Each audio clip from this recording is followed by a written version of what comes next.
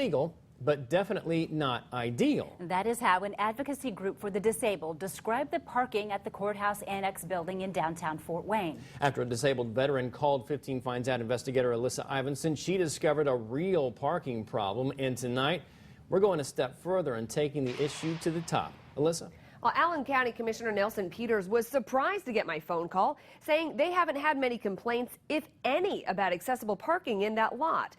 But now that we told him about Dan Headley's problem, changes could be coming soon. How could they restrict this to employees and not to the people that are actually using the facility? The question Dan Headley had when he pulled into an accessible spot in the courthouse annex lot off West Superior. I'm not quite as ambulatory as I used to be. With a cane and oxygen, walking even a few blocks to get to small claims court would be too much for him.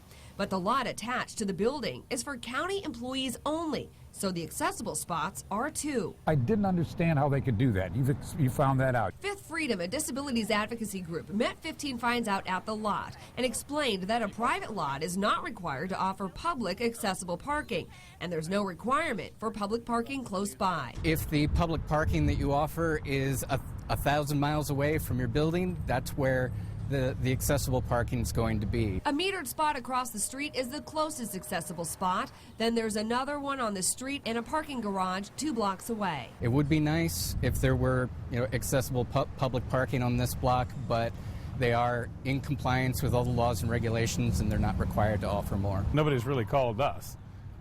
Don't oftentimes recognize there may be problems or issues until somebody calls to say, hey, you got a problem or an issue. 15 Finds Out took the parking predicament to Allen County Commissioner Nelson Peters. This operation 1 year ago was moved over from Berry Street, and there was no public parking there either. So parking spots are a premium downtown. They're especially a premium for county employees, and so we're trying to get people into the buildings and get them close by first.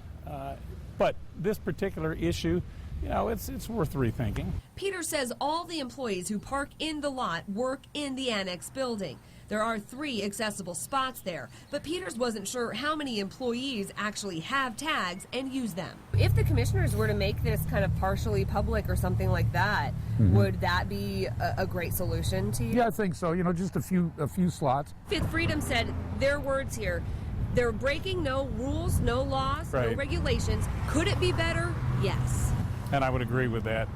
And again, it's not a matter from my perspective as to whether or not we're breaking rules or breaking laws. I mean, obviously you don't want to do that, and we won't do that. But if we can make a situation better for the people that we serve, that's what we're elected to do. Peters says he's already brought it up to the other commissioners. Is there a remedy that you think is most appropriate, which might include parking for handicapped individuals in this parking lot? And we'll have to look at the other parking lots too and just see how they're structured as far as handicap accessibility. Now, it's not clear just yet when those changes or if those changes could come. For 15 Finds Out, I'm Alyssa Ivinson.